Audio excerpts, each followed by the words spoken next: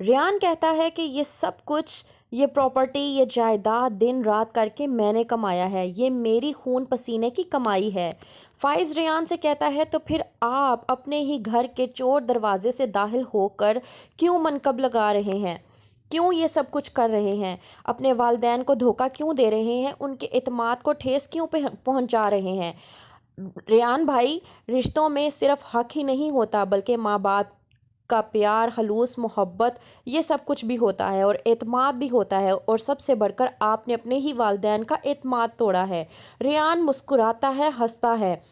طنزیہ ہنسی ہنستا ہے فائز کی اس بات پر، کیونکہ وہ جانتا ہے کہ اعتماد جو کرنا چاہیے تھا اس کو اپنی بیوی پہ، وہ اس نے نہیں کیا اپنے والدین کی ہی باتوں میں آ کر، اور وہ یہ غلطی ہرگز نہیں کرنا چاہتا۔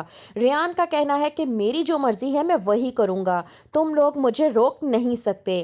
یہاں پر کہکشاں سوچ رہی ہوتی ہے کہ پلکوں پہ بٹھا کر لائی تھی میں ہمنا کو اپنے بیٹے کے لیے، لیکن وہ مجھ سے میرا بیٹا ہی نہیں بلکہ میری پوری کی پوری دولت بھی چھیننا چاہتی ہے، اور میں ایسا ہونے نہیں دوں گی۔ لیکن ہمنا، جس نے ریان کو پوری طرح سے اپنی مٹھی میں کر رکھا ہے، وہ جو کہتی ہے وہ وہی کرنے کو تیار ہے۔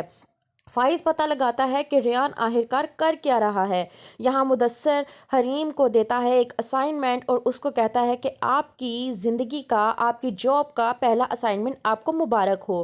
حریم پوچھتی ہے کہ یہ اسائنمنٹ کیا ہے، تو وہ کہتا ہے کہ میں آپ کو ماں کی سالگرہ کا اسائنمنٹ دے رہا ہوں۔ حریم کہتی ہے کہ میرے لیے یہ بہت بڑا اسائنمنٹ ہے۔ مدثر کہتا ہے کہ آپ جیسے خلوص اور محبت رکھنے والے لوگوں کے لیے ہی یہ اسائنمنٹ بنا ہے، اور ویسے بھی آج کل خون کے رشتے ایک دوسرے کے خون کے پیاسے ہوئے پڑے ہیں، لیکن آپ کے دل میں جب سے میں نے آپ کے والد کے لیے خلوص اور محبت دیکھی ہے، میں آپ کا فین ہو چکی ہے۔ کہکشاں پوری طرح سے پریشان کہ وہ اب کیا کرے۔ فائز یہاں کہکشاں کو بتاتا ہے کہ ریان بھائی نے والد صاحب کے تمام تر ایسٹس 2 نمبر طریقے سے بیچ دیے ہیں، یہاں تک کہ ان کے جھوٹے تھم نیلز اور سگنیچرز بھی یوز کیے ہیں۔ کہکشاں یہ سن کر ہو جاتی ہے پریشان، اور اسے بہت برا دھچکا لگتا ہے۔